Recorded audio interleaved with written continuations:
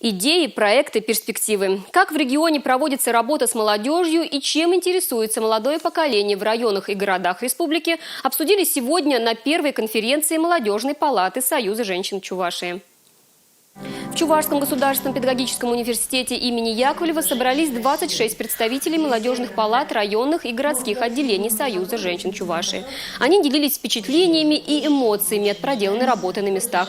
Девушкам есть чем гордиться. Помощь молодым семьям, воспитательная работа со школьниками, привлечение внимания общественности к благотворительности. Они инициаторы и организаторы социально значимых проектов. В нашем районе большое внимание уделяется молодежи, в том числе и со стороны Союза женщин Чувашии с районного отделения.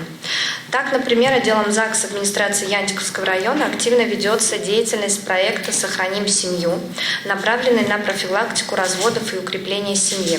Ведь, в принципе, большинство разводов, они приходятся на первые 5 лет совместной жизни. 2022 в Чувашии объявлен годом выдающихся земляков. Республиканский союз женщин собирается открыть для общественности новые имена прекрасной половины человечества. Мы наметили новые планы. Но это прежде всего год выдающихся земляков. И здесь такое благодатное поле для работы именно молодежных организаций, поскольку, во-первых, прежде всего интересна преемственность, и почувствовать гордость и состоятельность за свою республику. А для этого нужно познакомиться с истоками.